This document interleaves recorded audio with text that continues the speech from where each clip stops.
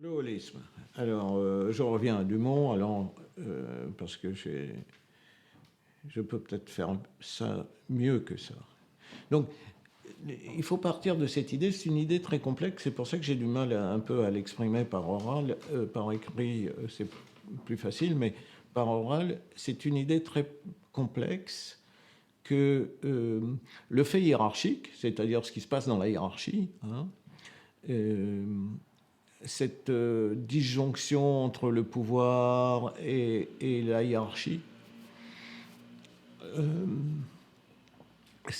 cette interdépendance des différentes parties de la société,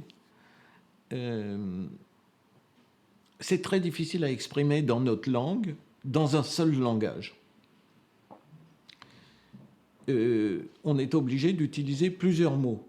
Parce qu'il n'y a aucun mot, ce qui est assez normal, hein, il n'y a aucun mot, et on est souvent battu par ça en anthropologie, dans notre langue, par exemple en français, ou en anglais, mais en français, je prends l'exemple des Français,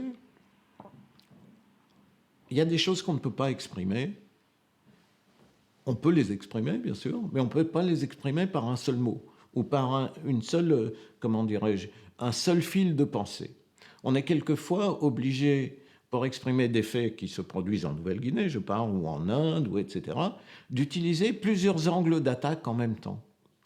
C'est comme si l'objet qu'on voulait représenter, on était obligé de le voir sous plusieurs angles, parce qu'il n'y a aucun angle qui attrape le tout, dans notre langue. Ça ne veut pas dire que pour les gens, il n'y a pas un angle qui attrape le tout, au contraire.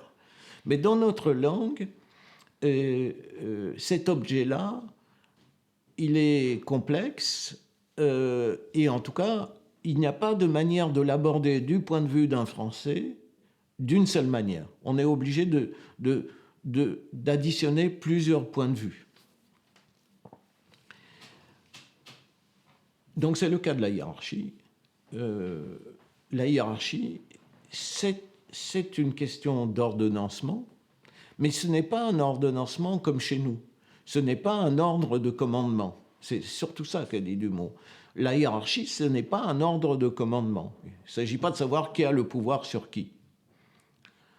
La hiérarchie, c'est une question de valeur. Alors, vous voyez, on a déjà deux mots. La question de la valeur, la question de la hiérarchie. Alors, la valeur, c'est l'ordre selon un certain principe. Il y a un principe, une valeur, qui ordonne une série d'éléments. Ce n'est pas une question de pouvoir. Il n'y a pas de pouvoir. Personne n'a le pouvoir sur la pureté, par exemple, en Inde. C'est une valeur, au sens propre du terme, mais ça n'a rien à voir avec le pouvoir. Et on peut voir ça du point de vue de la hiérarchie, dire, ben voilà, l'Inde, c'est une hiérarchie. On peut voir ça d'un point de vue de la valeur. On peut voir ça d'un point de vue des relations entre les personnes. Il y a au moins 3 points de vue sur lesquels on doit regarder la hiérarchie pour la comprendre. On ne peut pas regarder d'un seul point de vue. Et Dumont a varié son langage au cours de ses travaux, entre ces 3 points de vue, parce qu'il s'est rendu compte qu'aucun de ces points de vue n'était suffisant pour expliquer le phénomène de la hiérarchie. Maintenant, à l'inverse, ayant étudié la hiérarchie en Inde, ce qu'il faut comprendre, c'est que le point de vue de Dumont ne prétend pas que la hiérarchie, c'est la seule manière de se présenter de l'Inde. Ce qu'il dit, c'est que du point de vue d'un individualiste, ce qui frappe le plus, c'est la hiérarchie en Inde. Et ce qui s'oppose le plus. Donc, du point de vue où il se place, lui, ce qui frappe en Inde d'abord, c'est la hiérarchie. On arrive en Inde, on se dit « Ah, il y a des castes ». Voilà, c'est la chose qui frappe le plus.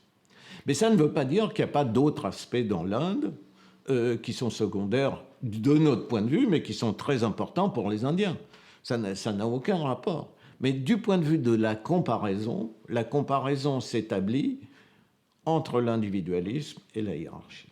On va revenir à cette question. Alors, qu'est-ce que c'est la hiérarchie? La hiérarchie, c'est de concevoir sa société non pas comme une collection d'individus, mais comme une totalité. Il y a un ordre total de la société et du monde, et du cosmos en général. Donc c'est un ordre total de la société et du cosmos, et non pas une collection d'objets qui a chacun sa volonté propre, ou son agency, comme on dit maintenant en anglais, l'agentéité propre. Les objets ont une agentéité, mais elle est extrêmement secondaire. Ce qui compte, c'est l'ordre du monde. Un Indien est dans telle caste, et sa place, c'est là. Et toute sa vie s'organise autour de cette question de place. Et ce n'est pas mal d'être dans une caste. Parce que, par exemple, par rapport aux gens qui sont hors caste, les gens qui sont dans les castes s'en sortent beaucoup mieux. Alors on peut dire que oui, finalement, c'est une limite à la liberté d'être dans une caste. Oui, c'est vrai, parce que quand on est dans une caste, disons que je suis, je ne sais pas moi, commerçant, dans une caste de commerçant, je suis obligé d'épouser une femme commerçante. Je suis obligé, enfin je suis obligé non, mais j'ai un certain statut qui correspond à celui de ma caste. Donc c'est une limite à la liberté pour nous, mais en même temps c'est mieux que d'être intouchable. D'une certaine manière, les intouchables sont libres en Inde, mais cette liberté ne vaut rien, puisqu'ils ne sont pas dans les castes. Ils n'ont pas les mêmes contraintes que les autres. Mais c'est une liberté qui ne vaut rien, qui est sans intérêt. Donc, on est constitué physiquement, on est constitué mentalement, on est constitué par l'ordre dans lequel on se situe. C'est ça le holisme. Et ce holisme attribue une place. Alors, ça, c'est le côté négatif, on a la liberté, etc. Le statut, on est inférieur à quelqu'un d'autre. Mais Dumont, il dit, à juste titre, il dit, il y a tellement de castes en Inde qu'on est toujours inférieur à quelqu'un et supérieur à quelqu'un d'autre. Donc, il y a des avantages et des inconvénients, parce qu'on est vraiment rarement au bas de l'échelle, sauf si on est intouchable. Mais il y a des avantages. Et l'avantage de la hiérarchie, c'est ce que dit Dumont, c'est que personne n'est exclu. Il n'y a pas d'exclusion. Aujourd'hui, on parle dans nos sociétés d'exclusion, il y a des gens qui sont exclus, etc. Il n'y a pas d'exclusion. Pourquoi? Parce que dans le holisme, tout est acceptable. Simplement, on t'attribue un statut. On peut faire ce qu'on veut, mais tu dois assumer le statut que ça te donne. Donc, il n'y a pas d'exclusion. Il y a toujours intégration, mais intégration à un statut donné.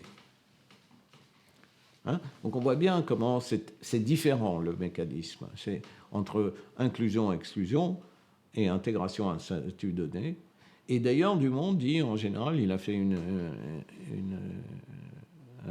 article sur le racisme, en disant le racisme, c'est une sorte de hiérarchie, mais c'est une hiérarchie d'exclusion à deux groupes. Toi, tu es dedans et moi, je suis dehors. Ou moi, je suis dehors et toi, tu es dedans. Ça, c'est l'exclusion. Dans le système des castes, il n'y a pas d'exclusion. Noir, blanc, etc. Les noirs sont inférieurs aux blancs, par exemple, ou les rouges sont inférieurs aux jaunes. Mais ils sont dedans. Ce qui n'est pas tout à fait la même chose. Donc, la hiérarchie... À l'opposé, Dumont dit toutes les sociétés... Alors, donc, l'idée de Dumont, c'est que toutes les sociétés se conçoivent comme des totalités. On n'a pas de moyen de concevoir notre présence dans le monde autrement que comme une totalité. Pourquoi? Pour une raison très simple, c'est qu'on ne peut pas concevoir une opposition binaire sans la hiérarchiser. L'homme... dit Dumont, Lévi-Strauss dit l'homme est un animal qui classe, Donc Lévi-Strauss a cette idée que l'homme va placer les choses dans des boîtes, il va les classer. Et Dumont dit, on ne peut pas classer les choses sans les hiérarchiser. Alors il fait référence au fameux article de Hertz sur la main droite et la main gauche, et il a un raisonnement très simple. Alors, il constate qu'en Inde, vous savez, la main gauche, c'est la main impure, c'est la main avec laquelle on s'essuie les fesses, etc., on s'occupe des morts. Et donc, quand les Indiens marchent, dit Dumont, ils ont la main gauche comme si elle était paralysée, c'est-à-dire qu'elle pendouille. Elle n'est pas, celle-là est dynamique, mais celle-là est laissée paralysée, elle est laissée détendue, comme nous, on ne sait pas faire. Et Dumont dit une chose simple, comment ça se fait que dans toutes les sociétés du monde, ou dans la plupart des sociétés du monde, il y a toujours, parce qu'on n'a pas fait la recension totale, mais dans les exemples connus, il y a toujours une différence de valeur entre la droite et la gauche. Ce n'est pas toujours la droite, d'ailleurs, qui est supérieure, forcément, mais ça dépend des contextes. Et alors, évidemment, l'une des réponses classiques, c'est de dire que dans le cerveau, il y a l'avantage, sur une moitié du cerveau, il y a un avantage qui fait qu'une main est plus habile naturellement que l'autre. On le voit bien avec les gauchers qui ont la main gauche plus habile que la main droite. Donc il y a toujours une habileté différente entre la main droite et la gauche. Et Dumont dit, ben oui, mais on pourrait imaginer que si on voit que tous les enfants, par exemple, ou en général les enfants sont plus habiles de la main droite, on pourrait imaginer que la société entraîne volontairement les enfants de la main gauche, de manière à ce que la main gauche devienne aussi habile que la main droite. Donc on ferait un entraînement volontaire. Or, qu'est-ce que font les sociétés? Elles augmentent la différence entre la main gauche et la main droite. Et c'est le cas de l'Inde, où la main gauche est vraiment paralysée. C'est pour ça qu'il aime bien cet exemple, parce que voilà une société où, au lieu d'entraîner la main gauche pour qu'elle devienne relativement habile, au contraire, on la force à ne pas bouger et pour devenir encore plus inhabile que la main droite. Donc, la société, au lieu d'essayer de gommer les inégalités naturelles, neurologiques ou je ne sais pas quoi, les accentue. Elle profite de ces inégalités naturelles pour faire des inégalités sociales. Donc, main gauche, main droite. Donc, on ne peut pas classer les choses sans les hiérarchiser. Ça veut dire aussi qu'on a un ordre général qui se dégage, une sorte de hiérarchie générale, parce que hiérarchiser, il faut que c'est une logique. Quand je dis la main droite est supérieure, pourquoi la main droite est supérieure? Parce que c'est la main du cœur, etc. Qu'est-ce que dit Dumont? Il dit, pourquoi la main droite est supérieure à la main gauche? C'est pas parce que c'est le cerveau, c'est parce que c'est le rapport du tout à la partie. Alors c'est quoi le tout? Le tout, c'est le corps, la partie, c'est la main. Les deux mains ne sont pas dans le même rapport à la totalité.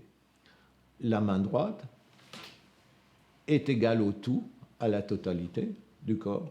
La preuve, c'est que quand je m'engage, je donne la main avec la main droite. C'est moi tout qui suis engagé. C'est pas seulement la main droite qui est engagée, mais toute ma personne qui est engagée.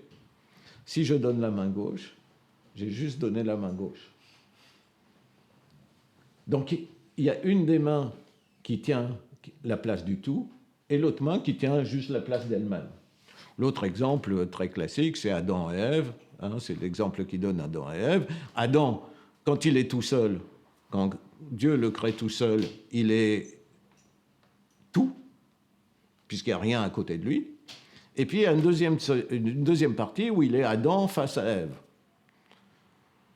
Donc Adam, il est Adam face à Ève, mais il est aussi Adam seul, c'est-à-dire Adam et Ève à la fois. Alors que Ève, elle n'est jamais qu'Ève, elle n'est pas vraiment Adam. Donc Et donc voilà le rapport du tout à la partie. Donc cette obligation de hiérarchiser, donc c'est pas juste un étagement, c'est pas juste dire la main droite elle est mieux que la main gauche.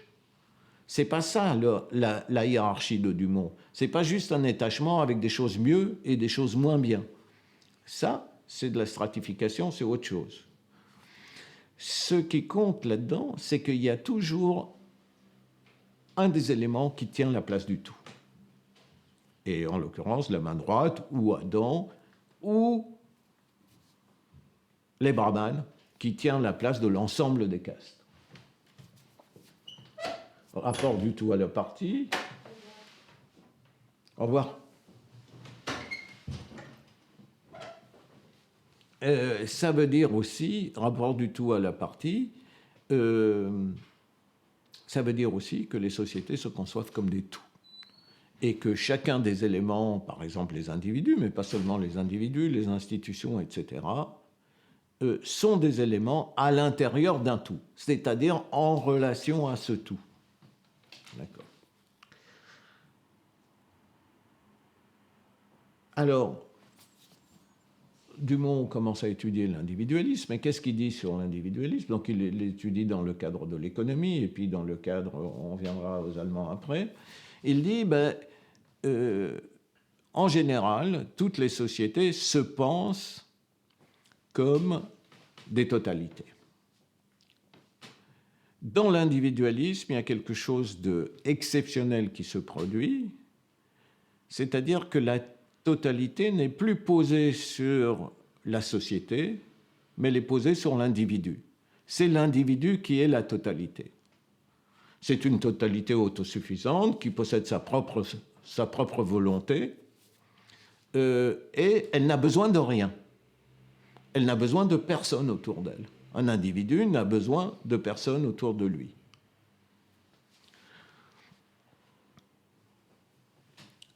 Au contraire, pour un individu, et ça c'est ce qui se passe dans la démocratie, pour un individu, les autres c'est une nuisance. Être influencé par les autres, c'est une nuisance. Ça empêche d'avoir sa propre volonté. Hein?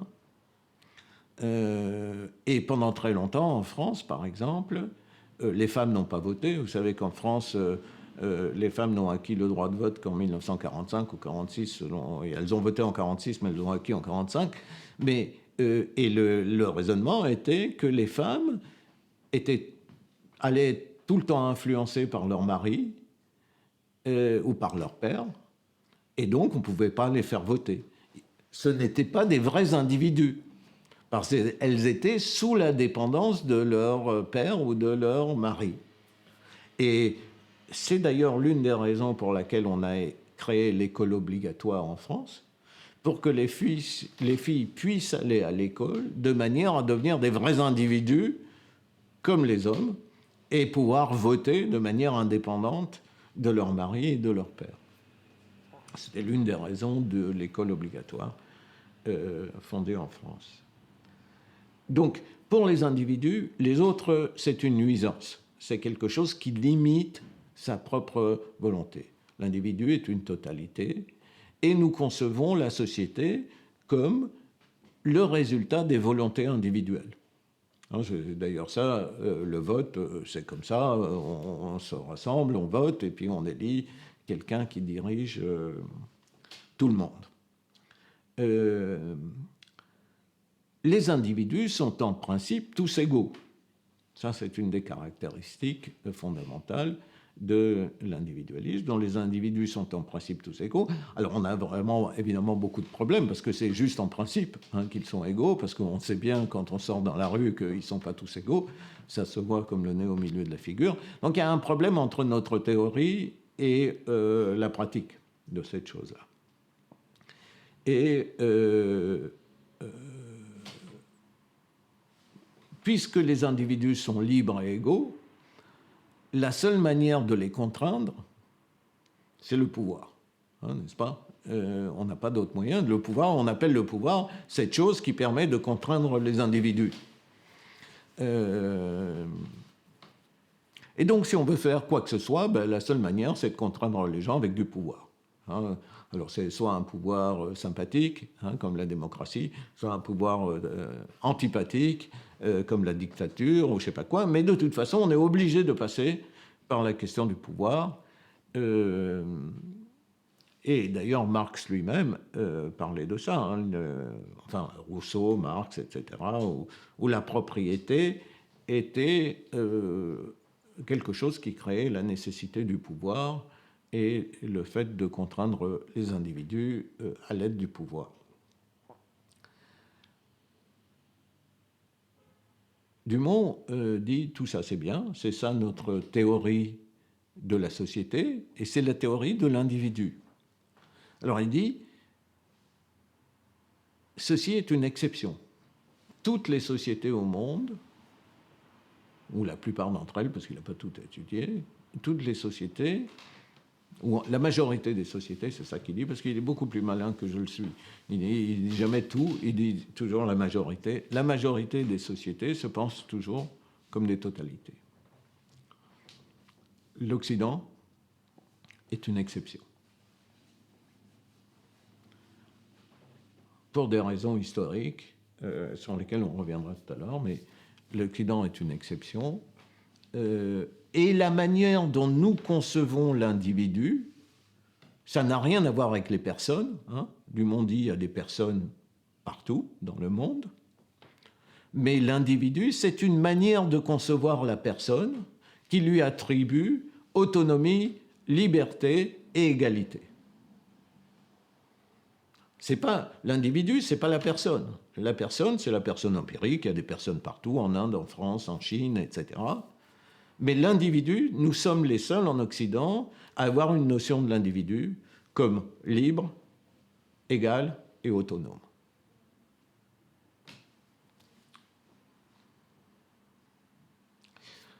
Alors, Dumont dit, tout ça c'est très bien, simplement, aucune société ne peut vivre simplement avec des individus autonomes. Ça ne peut pas fonctionner comme ça. Il y a toute une série de relations qui sont des relations hiérarchiques qui existent à l'intérieur de la société, qu'on ne peut pas reconnaître comme telles, mais qui existent et qui posent un tas de problèmes de contradictions permanentes entre l'idéologie individualiste, égalitaire, etc., et le fait qu'une société, ça fonctionne parce qu'il y a des relations hiérarchiques. Donc c'est en quelque sorte une fausse conscience pour Dumont, l'individualisme, au sens marxiste du terme.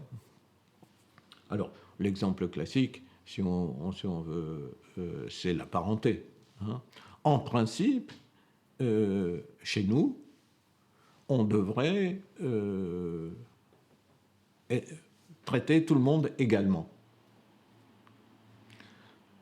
Par exemple, si vous engagez quelqu'un, vous êtes dans une boîte d'État, par exemple, vous êtes professeur à l'université, vous engagez quelqu'un, vous n'êtes pas censé favoriser vos enfants par rapport aux autres.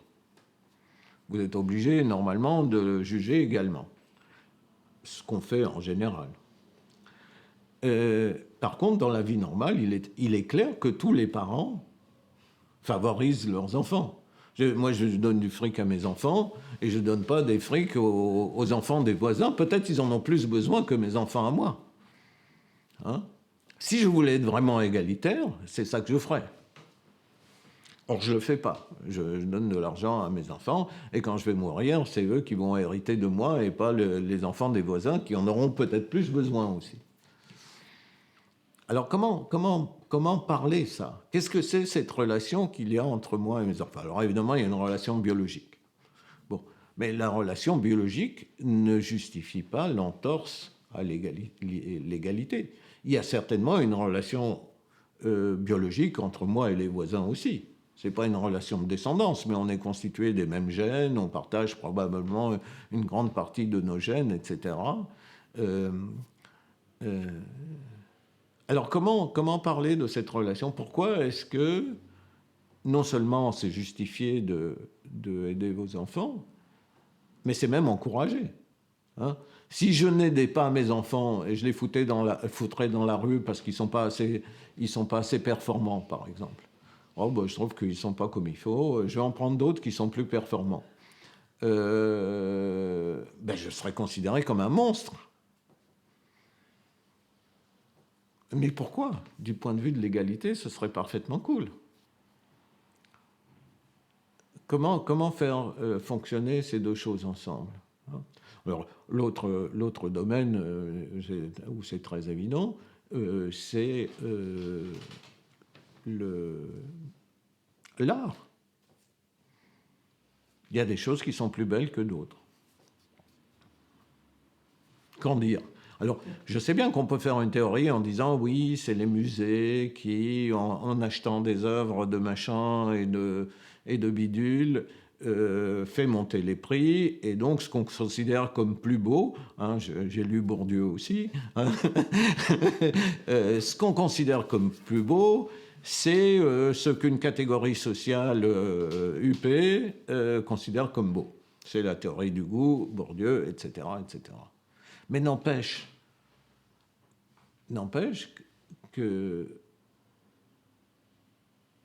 peut-être que ce choix de tel artiste est arbitraire, mais la différence entre ce qui est beau et ce qui n'est pas beau, c'est-à-dire la hiérarchie, le principe même de la hiérarchie dans les œuvres d'art est fondamental. On peut dire que c'est Dupont qui est plus beau ou Durand qui est plus beau, selon les catégories sociales dans lesquelles on se trouve, mais il y aura toujours une différence. C'est le principe même de la catégorie artistique qui a une différence. Et je finirai par là pour cette séquence. En matière d'anthropologie, c'est exactement la même chose, en matière intellectuelle. On pourrait dire que tout est égal. Quelquefois, je vois mes étudiants, quand ils arrivent en classe, je me dis, si je disais qu'ils sont tous égaux, qu'est-ce qui se passerait? Ben, il n'y aurait plus d'anthropologie. Mais qu'est-ce qui me permet de dire que celui-là est meilleur que d'autres? Pourquoi? Est-ce que c'est un jugement de classe? Est-ce que je devrais abandonner ce jugement? Mais non, parce que je suis payé pour ça. Je suis payé justement pour dire lequel est le meilleur. Mais c'est certainement un jugement de classe pour lequel je suis payé. Mais qu'est-ce que je fais? Enfin, je suis très embêté avec tout ça, vous voyez? Donc, l'individualisme crée des contradictions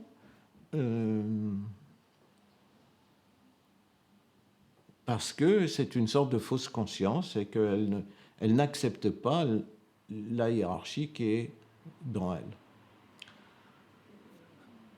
Et Dumont dit que à l'intérieur de l'individualisme, peut-être qu'on ferait mieux, je vous parle au moment aujourd'hui où il y a une crise politique vraiment mondiale et générale, Dumont disait qu'il est absolument fondamental de garder l'individualisme comme valeur fondamentale, mais de reconnaître à l'intérieur de l'individualisme, subordonné à l'individualisme, un certain nombre de hiérarchies et leur donner un statut. Comme par exemple les peuples premiers, hein, dont on commence à essayer de donner, auxquels on commence à donner une sorte de statut collectif. Hein.